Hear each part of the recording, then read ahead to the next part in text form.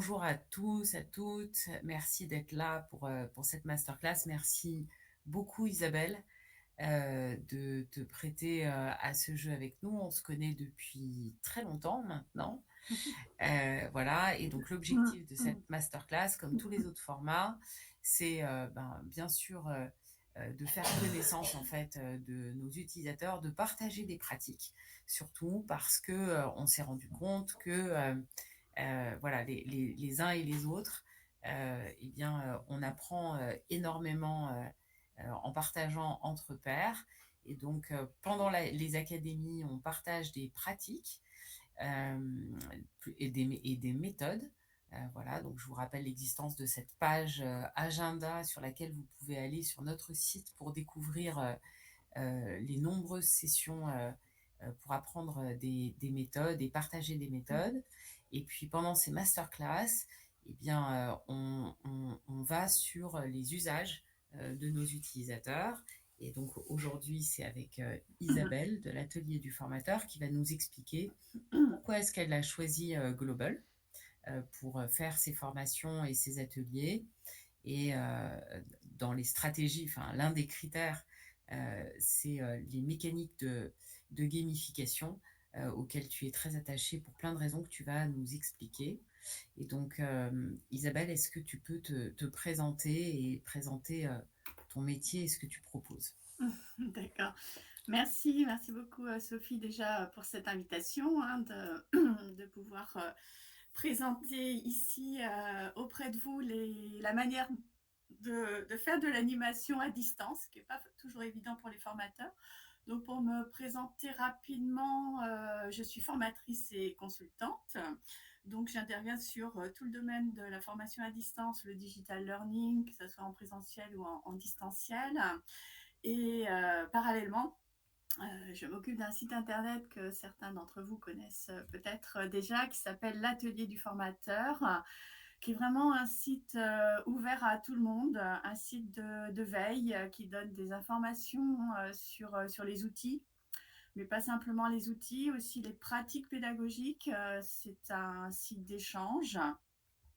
Il y a souvent des commentaires qui sont mis aussi sur les tutoriels que l'on propose sur ce site. Et nous organisons également des classes virtuelles qui ont lieu sur l'outil Global. Alors, Global et l'atelier du formateur, c'est déjà une longue histoire aussi. C'est vrai qu'on connaît Global, enfin moi je connaissais Global avant le confinement, bien avant que tous les outils de visioconférence apparaissent. Et j'avais dû tester l'outil en faisant de la veille, comme je me spécialisais dans la veille sur le digital learning. C'était un outil qui avait attiré ma curiosité pour plusieurs raisons. Déjà, tout de suite, le côté visuel qui donne vraiment une impression qui ressemble à la réalité. On se sent dans une salle de classe, on se sent dans un nouvel espace, on n'est plus du tout dans un espace de visioconférence très classique.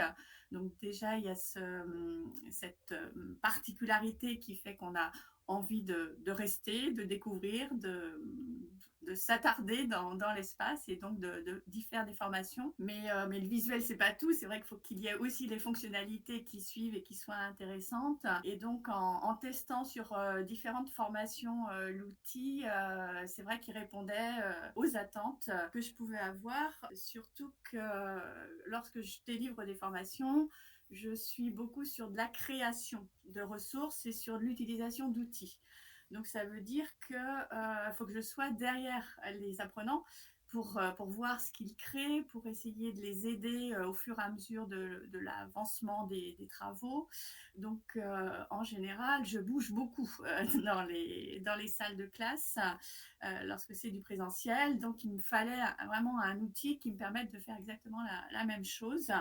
Et c'est vrai que, du coup, Global a répondu à pas mal d'exigences de ce côté-là.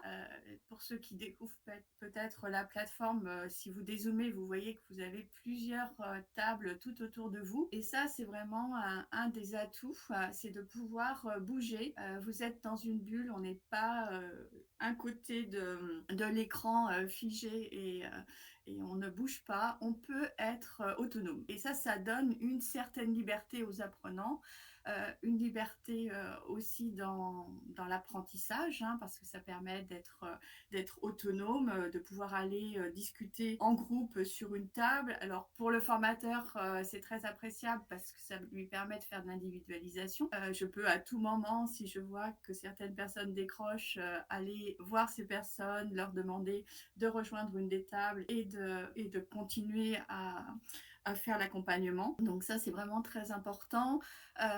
C'est réalisable vraiment très rapidement également, pendant que les autres continuent à travailler, à échanger. Ils peuvent aussi s'organiser en groupe et aller échanger sur des tables. Tout peut être fait d'une manière soit formelle, soit informelle. Voilà, donc c'est tous ces éléments qui ont fait que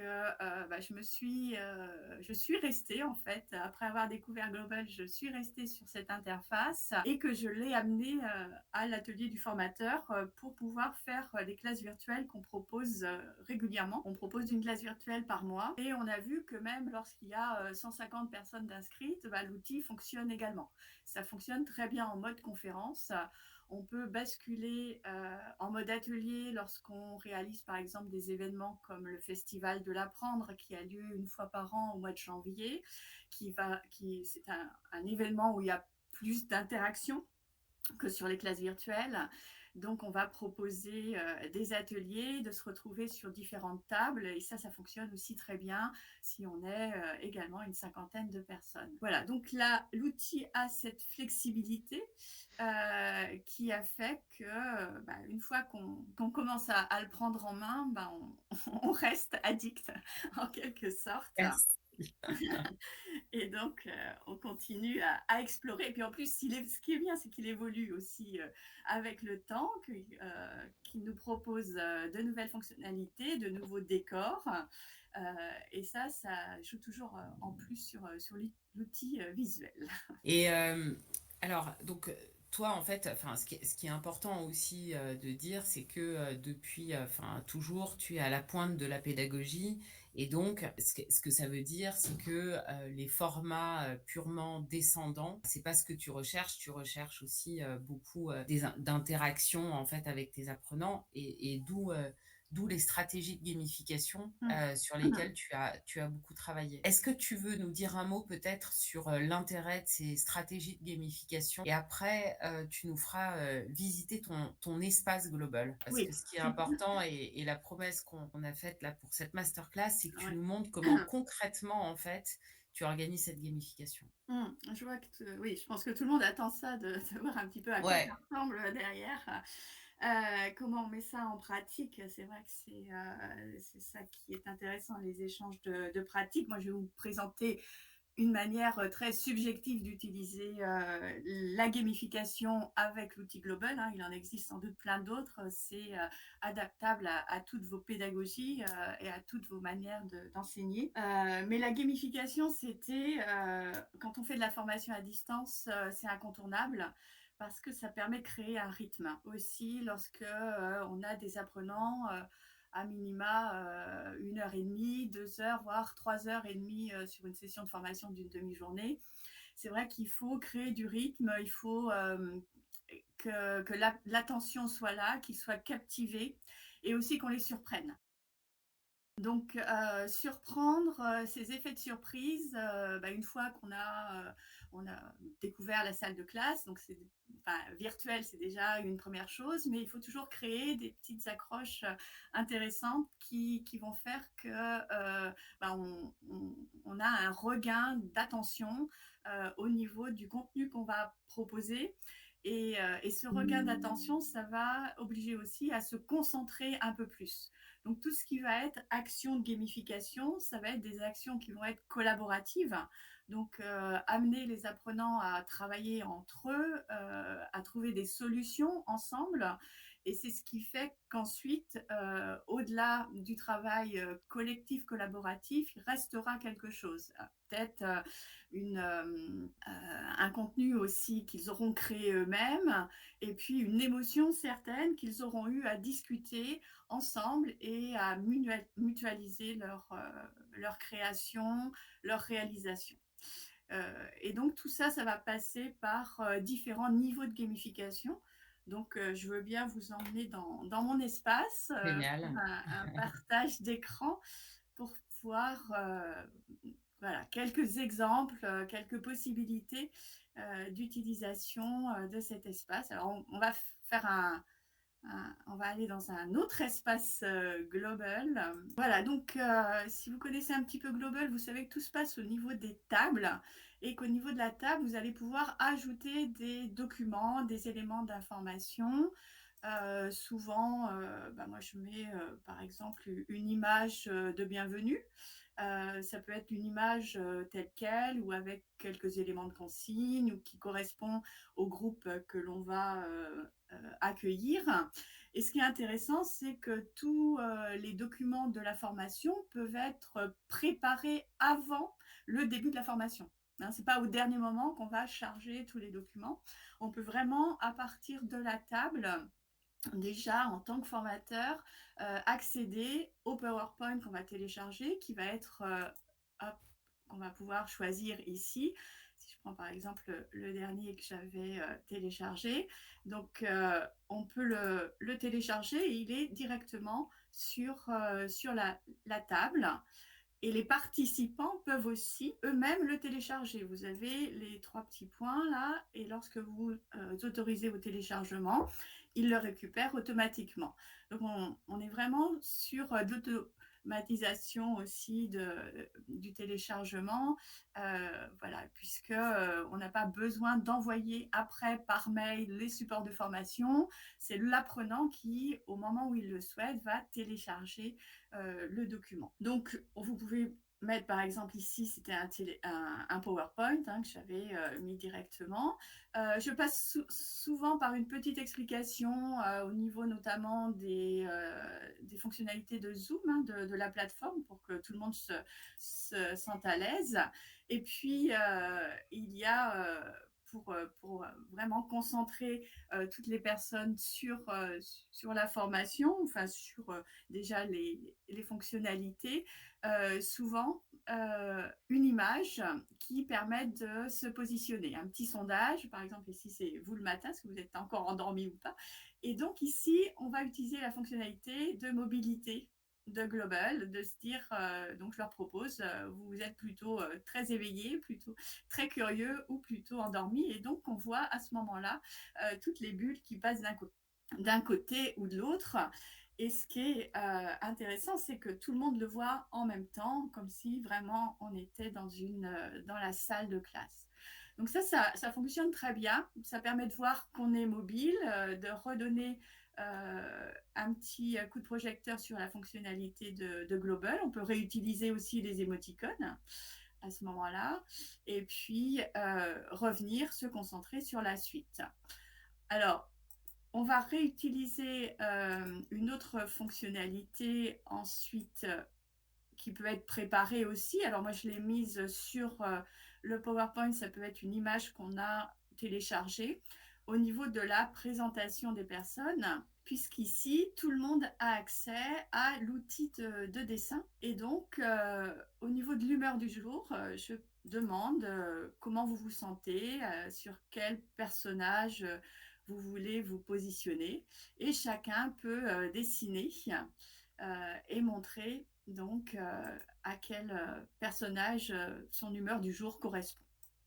Donc ça, c'est aussi quelque chose que tous peuvent faire puisque c'est collaboratif. Et ensuite, on a une image avec plein de gribouillis, ou plutôt, ça peut être aussi directement avec des prénoms, puisqu'on peut mettre du texte. Mais en général, les participants aiment bien mettre de la couleur, donc on obtient plutôt une image colorée à la fin de cette activité.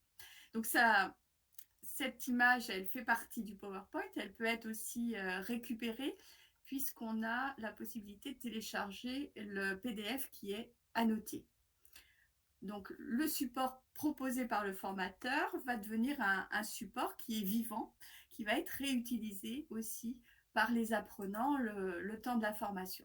Et puis après, ça fonctionne comme voilà, un PowerPoint classique que vous pouvez montrer. Donc ça, c'est la première chose. Bon, il n'y a pas beaucoup de gamification ici, si ce n'est simplement au niveau des brise-glaces. Ce qui va être intéressant ensuite, c'est lorsque vous faites des activités.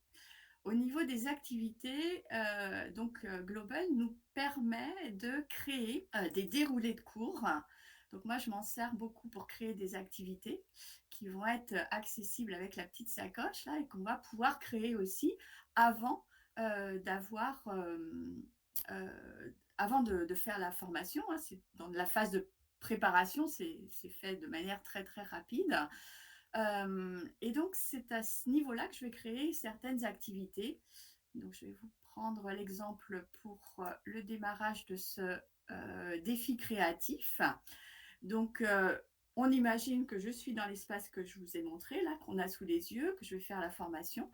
Et quelques minutes plus tard, je vais commencer une séquence de créativité parce que j'ai envie que les gens qui assistent à cette formation puissent être aussi créatifs dans la réalisation de leurs ressources. Donc, on va cliquer sur démarrer la séance et à ce moment-là, je vais avoir une superposition en fait d'espaces puisque je ne retrouve plus l'espace que j'avais précédemment.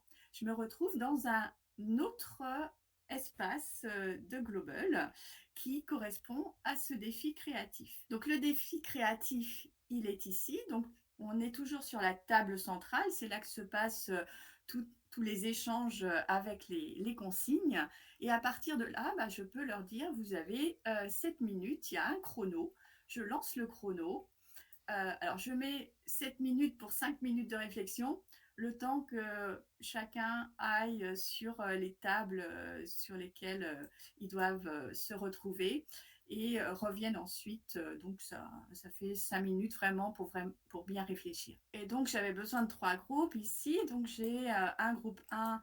Quand je rejoins le groupe 1, je lui ai déjà préparé un document sur lequel il va pouvoir faire le défi. Et donc ici, c'est de rejoindre les différents chiffres. Et ça, ils vont le faire aussi de manière autonome, puisqu'on est aussi sur une configuration de table, la même table centrale, avec les mêmes outils. Donc, la possibilité d'utiliser ces outils d'édition. Donc, ici, on a une table, comme c'est un défi, voilà, un petit challenge entre des groupes, on va retrouver lorsqu'on va d'une table à l'autre, sur les 3 groupes, exactement la même chose. Ce défi matinal, tu le lances comme brise-glace ou pour que... Quel est ton objectif en fait dans ce petit défi sympathique? Voilà, c'est après le brise-glace. Alors le brise-glace, c'était après le mur d'humeur, par exemple. Là, c'est vraiment de se concentrer, puisque la formation, ça va être la réalisation de nouveaux projets et une réflexion sur la veille, c'est de sortir du cadre. Donc là, c'est de les aider à trouver des solutions qui sortent de leur quotidien. Et ce petit défi de créativité, ça montre que, en effet, on relie pas les choses directement. On est obligé parfois de faire des contournements pour aller trouver des solutions. Voilà. Et ensuite, on se retrouve une fois que l'activité est terminée, on stoppe. Voilà, et on se retrouve après. Je fais arrêter la séance. Je veux retrouver ma salle de départ. Et voilà, je me retrouve sur la salle de départ avec le document que j'avais. Voilà, et je peux continuer à faire ma présentation de l'apport de contenu, des échanges avec ce qui s'est passé. Donc ça, c'est une première manière, un premier niveau. Un deuxième niveau, c'est un déroulé que j'ai nommé table surprise. Donc là, ça va être une découverte où il y aura un peu plus de réflexion.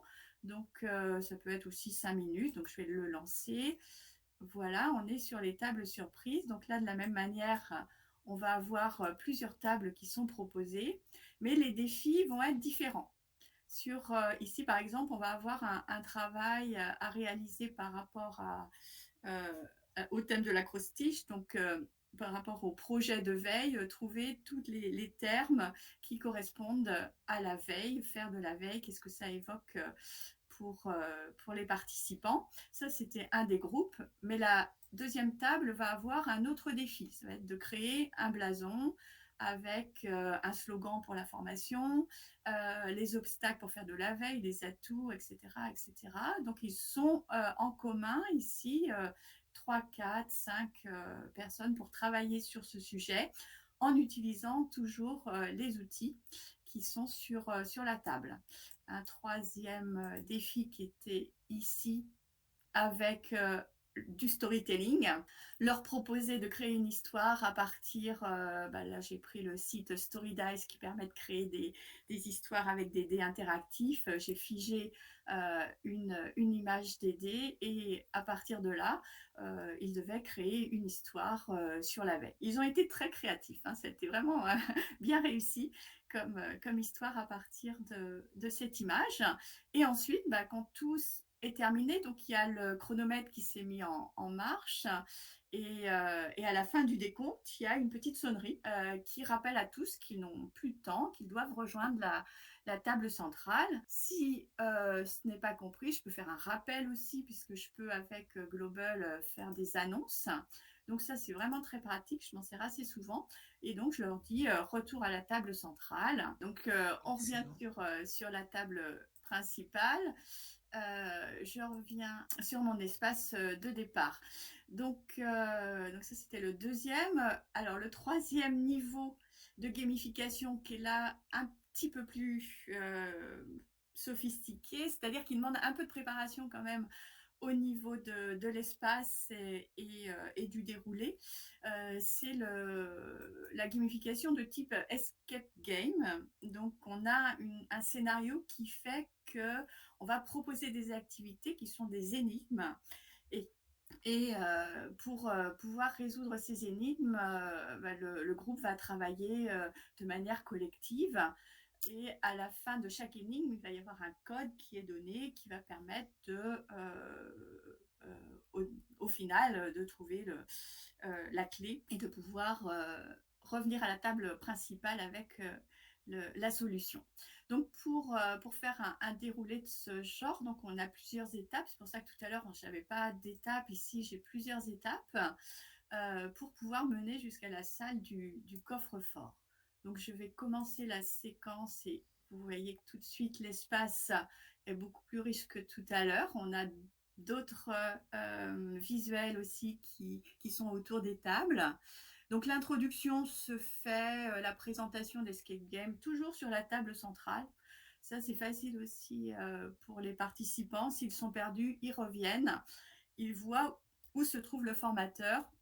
Donc là, je me trouve ici sur le bas de la table. Donc je peux vraiment rester accessible. Et voilà, donc je donne les explications et ils peuvent en autonomie aller résoudre les différentes énigmes. Par exemple, sur cette table, on avait une note collaborative et donc là, ils devaient trouver des exemples qui étaient des exemples de veille sur Internet.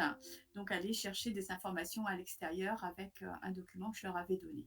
Donc, il fallait qu'ils fassent une restitution et qu'ils puissent ensuite garder cette note. Donc, on peut les exporter. Donc ça, c'est une note collaborative. Chacun également peut écrire et donc tout est mutualisé. Il y a une sauvegarde possible à tout moment de la note. Et ensuite, avec les informations, là, il devait retourner sur la table principale pour me donner les informations et là, je leur donnais un code. Ici, donc, il y avait les consignes. Trouver 3 ressources sous licence Creative Commons avec une image, une vidéo, un document. Donc, on peut avoir une table qui va servir simplement de table d'information, comme c'est le cas ici. Ici, on avait plutôt un jeu. donc qui a été créé avec Learning Apps. Et alors soit, donc là pareil, on a la possibilité avec Global soit de l'intégrer directement en allant sur les applications externes ou de faire un lien. Et là, l'idée, c'était que chacun travaille sur ce jeu et trouve le code qui était caché derrière ce petit jeu Learning Apps. Ensuite, on avait alors la salle du coffre-fort. Donc là, l'intérêt et ce qui est tout à fait adaptable pour un escape game, c'est qu'on est obligé d'aller découvrir les tables. Je leur avais pas donné de cheminement auparavant. Donc, les apprenants étaient obligés d'aller sur chaque table pour savoir si c'était une table avec une énigme ou la table simplement avec le coffre-fort. Là, également, mystère de la piscine, par exemple. Donc, c'est ici qu'il y avait tout le déroulé et la scénarisation. Donc, une clé USB qui avait été trouvée et sur cette clé USB, il y avait un mot de passe. Donc là, il fallait trouver le mot de passe et le mot de passe sera à donner sur cette table avec un outil qui est un outil proposé par la Digitale, je ne sais pas si certains connaissent, donc ça s'appelle le coffre-fort. Avec le coffre-fort, quand je clique sur l'outil, je vais vous donner la combinaison, si je l'ai encore, c'était avec les chiffres qui avaient été trouvés sur les différents exercices, 7, 6, 9, 2, voilà, je vérifie, il y a le coffre-fort. Voilà. Génial. Et donc sur la clé USB, il y avait un outil d'intelligence artificielle qui permet la création de PowerPoint. Voilà, donc ça c'était le coffre-fort. On est peut-être passé avant, il y avait bien sûr d'autres énigmes. Voilà, ici, il fallait trouver le dernier chiffre du code, à quoi correspondaient ces chiffres-là, l'énigme chiffrée et un autre quiz ici. Qui était aussi réalisé avec Learning Apps sur les licences Creative Commons. Donc, ah non, sur Geniali. Là, du coup, chaque chaque personne du groupe va faire l'exercice individuellement. Et ensuite, ils vont pouvoir, comme ils sont autour de la table, il y a les échanges audio, ils vont pouvoir parler de ce qu'ils ont trouvé ou des difficultés qu'ils ont pour trouver la solution. Donc ça, c'est vraiment très intéressant au niveau de pédagogique et didactique d'avoir ces échanges lors des difficultés ou aussi de la résolution d'exercices. Sinon, ils peuvent aussi, s'ils ont besoin, faire un partage d'écran, puisque les droits sur chaque table sont paramétrables. À ce moment-là, ils font eux-mêmes le partage d'écran et ils peuvent faire l'exercice tous ensemble, le faire au fur et à mesure. Voilà. Donc là, en fait, tu t'es servi dans l'escape game du déroulé avec les différentes étapes vraiment comme d'un timer, en fait. Puisqu'en C'est fait, au ça. fur et à mesure, tu passes d'une étape à l'autre au fur et à mesure pour avoir le timer. Ouais, voilà. Ok. Mm, mm. Et donc le dernier, c'était la salle de repos qui n'était où là, il y avait rien à faire. En fait, c'était simplement pour leur ou alors, si vous voulez peut-être discuter de certaines choses, mais il n'y avait pas de solution ou de code en rapport avec l'énigme. Donc voilà, donc ça dure bien sûr un peu plus longtemps que les simples jeux qu'on a vus précédemment, mais ça reste tout à fait gérable sur une session d'une demi-journée, de faire cette gamification qui leur permet soit de revoir des notions qui ont été vues auparavant, ou au contraire d'approfondir certaines choses qui n'avaient pas été bien comprises. Enfin, il y a plein d'applications possibles au niveau de l'escape game, même les mettre en début de séance, hein, par exemple. Aussi pour démarrer une nouvelle notion. Il y a plein de choses possibles lorsque l'on commence à scénariser et à faire de la gamification. Donc voilà, alors je termine peut-être si j'ai encore une minute ou deux là. Oui. Juste sur le dernier déroulé qui est un déroulé plus de réflexion avec la méthodologie des 6 chapeaux là, de Bono, où hop, voilà, j'arrive aussi sur un nouvel espace. Et donc, comme sur Global, j'ai des espaces tout faits déjà pour les chapeaux. Donc ici, sur cette table, donc c'était une formation en lien avec l'intelligence artificielle et les limites de l'intelligence artificielle en formation. On pouvait très très bien adapter les visuels des tables, donc le chapeau noir, quels sont les risques potentiels. Ensuite, j'avais sur cette table-là, quelles sont plutôt les données objectives concrètes par rapport aux limites de l'IA en formation, sur la neutralité, les faits. Et vraiment, pour chaque chapeau, on a une table, et donc on peut en discuter. Euh, les, le groupe qui est sur cette table peut se créer une note collaborative, hein, ici, hop, et donc échanger les idées. Et ensuite, on se retrouve de la même manière sur la table centrale et on mutualise ensemble ce qui a été fait dans chaque groupe. Donc déjà, ça met également tout de suite en situation, en contexte, les apprenants. Euh, et ils se sentent, je pense, rassurés aussi par rapport à l'objectif final de l'exercice. Euh, et c'est un certain confort d'avoir aussi tout ce visuel autour de soi. En fait, tu utilises énormément ces activités, on le voit bien parce que finalement, tu mets en permanence tes participants en action. Oui. C'est ça qui va faire, on parle beaucoup de l'engagement, etc. Mais l'engagement, il vient du fait que les personnes sont tout simplement en action et actifs et en interaction, en action et en interaction en fait avec les autres.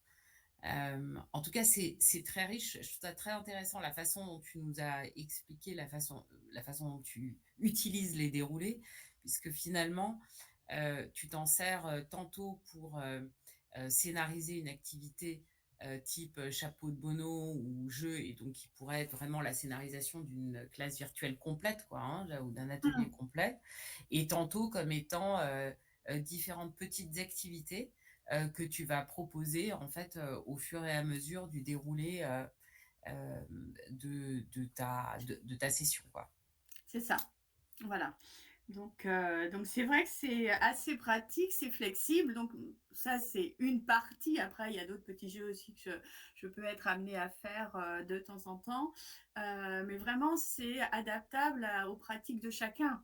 On a chacun sa manière de faire cours, de présenter les choses. On a différents domaines d'enseignement et que ce soit vraiment du pratique, parce que là, normalement, ces formations-là sont aussi des formations très présentielles, hein. Faut, faut, faut vraiment accompagner dans l'utilisation des outils et des logiciels.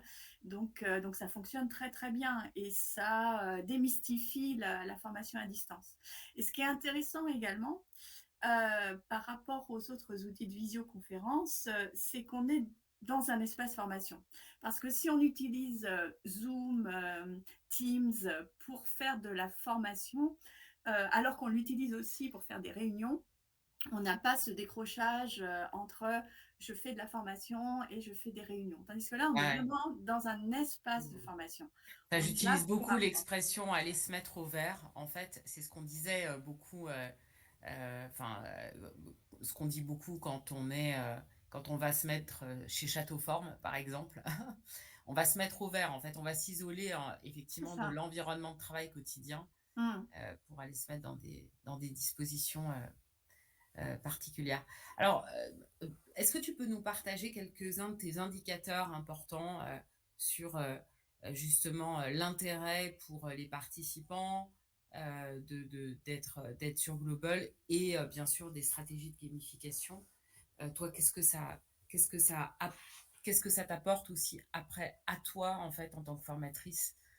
Ouais. Mmh. En fait, ce qui est évident, c'est qu'en tant que formateur, c'est qu'on a une participation active. qu'on peut, on a une visualisation de tous ceux qui participent, hein, à la formation. On est autour de la table, donc c'est très facile de solliciter l'un l'autre, de faire réagir, de leur demander aussi bah, de s'isoler si besoin, s'il y a des questions qui n'ont pas été comprises. Et puis, bah, les apprenants, c'est pas un effet waouh, mais c'est un effet ah, c'est marrant, c'est sympa, on se sent bien, c'est différent. Et donc, ils ont envie aussi de participer, de participer à l'espace, mais de participer à la formation.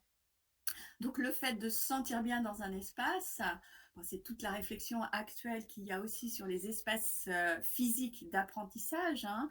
Se Mmh. sentir bien dans un espace, bah, c'est aussi avoir de bonnes conditions pour apprendre, pour se motiver à apprendre, pour aller découvrir d'autres choses, d'autres personnes, échanger. Et c'est vrai que souvent, en retour, j'ai que les échanges ont été facilités, que les échanges sont là, que ça a été plus facile, que les travaux de groupe sont nombreux. Enfin, ça fait partie aussi de la pratique, mais ils sont facilités grâce à la plateforme. Et pour le formateur, c'est vrai que je peux très très rapidement faire une session de formation. J'ai tous les documents sous la main, je les télécharge sur la table. Il est très facile de partager l'écran ou d'aller chercher un site, d'avoir tous les éléments aussi de mutualisation, de notes collaboratives. Ce sont des petites choses comme le fait de simplement prendre un crayon et de dessiner sur la diapo, mais ça plaît vraiment 100% aux participants, et parce ils sont actifs. Le fait OK. de rendre actif le participant, pas simplement par l'échange, mais aussi par des choses concrètes qu'il va faire.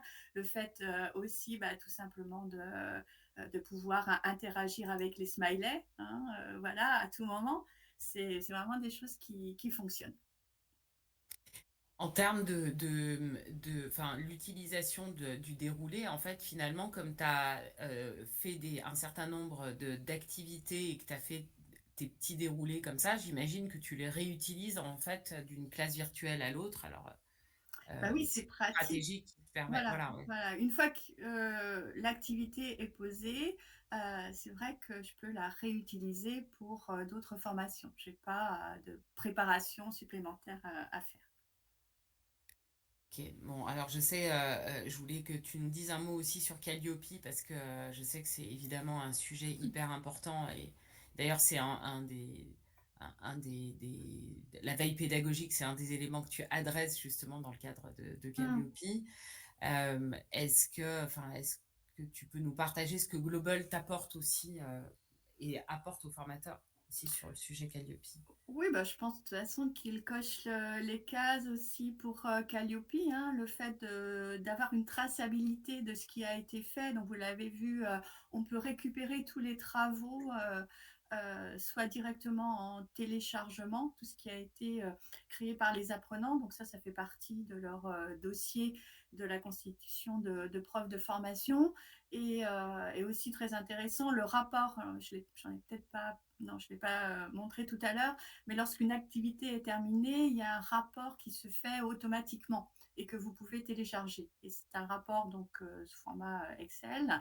Donc vous avez toutes les informations, toutes les preuves des interventions des participants sur les activités. Donc déjà sur un temps de formation, vous récupérez beaucoup d'informations, de preuves que vous pouvez ensuite présenter pour Calliope. Génial. Alors, il y a Céline qui demande si on peut, par exemple, réaliser un Lego Serious Game. Alors, j'ai pas toutes les infos pour une telle réalisation. Alors, Lego, c'est très construction, pratique. ouais. Ah oui, c'est construction. Donc, je ne sais pas trop comment on pourrait trouver une parade pour le faire de manière visuelle, peut-être avec des blocs aussi, s'il en existe graphiquement. pourquoi Ouais. pas. Combien de participants maximum? Ah, pour maîtriser, d'accord. Alors, Maîtriser. ouais, pour Ouais. maîtriser. Parce que Mmh, là, en mmh fait, mh. on peut recevoir jusqu'à 300 personnes. Moi, j'aime bien Mais être à 12 maximum, hein. Quand on est, en ligne, après, on est plus sur du mode, conférence où on va faire, des travaux de groupe, mais avec, peut-être, moins d'activités, avec un peu plus de réflexion. Mais avec 12, c'est vraiment, le nombre, de 8 à 12, je vais dire, c'est vraiment très très pratique, et pour une seule personne, quand on est un seul animateur, un seul formateur, c'est très bien. ah, très bonne. Merci de cette question aussi, Montana, sur le fait que qu'est-ce qui se passe quand les Mmh. participants ne connaissent pas encore l'outil? Alors je vous rassure, hein, tout de suite, parce que souvent Global n'est pas une plateforme connue par les formateurs, les participants qui assistent à mes formations. Et en fait, il y a en 3 minutes, juste le temps. La chose peut-être qui les embête un peu plus, c'est l'effet de zoom qu'on arrive sur la table. Mais c'est expliqué dès le début et ils comprennent très très vite comment ça fonctionne. Donc, en général, d'ailleurs, il y a souvent, enfin, pour la prise en main, il y a plusieurs façons de le faire. On profite en général de l'ice breaking, par exemple, comme ça, pour, se déplacer. Donc, chacun se déplace et puis choisit le tapis qui correspond à son humeur, etc. Mais on a aussi Aude-Marine qui est là et qui accompagne en fait à la prise en main de l'outil, a simplement fait un slide qui permet en fait effectivement de faire le tour des trois fonctionnalités importantes que les participants doivent connaître. Ouais. Alors Julien qui teste Global en parallèle et qui souhaiterait avoir la possibilité de créer un espace. Alors Julien, il n'y a pas de bug, vous pouvez créer un espace en fait, mais pas depuis Global. Enfin, en allant sur le site, sur notre site, vous pourrez créer un espace gratuit qui permet de recevoir jusqu'à 5 participants. Voilà, en simultané. Et puis, sinon, on sera évidemment ravis de vous accompagner. Vous pouvez aussi prendre des licences sur le site. Et du coup, vous avez un mois gratuit. Un petit mot de la fin, Isabelle? Bah, écoute, merci. Merci pour cette invitation. J'espère que j'aurai donné à certains d'entre vous l'envie d'aller tester l'outil et de l'utiliser et de penser à vos apprenants, à l'espace que vous allez leur proposer. C'est quelque chose qui est vraiment intéressant et qui vous propose une autre vision de la formation en ligne des autres outils de visioconférence classiques.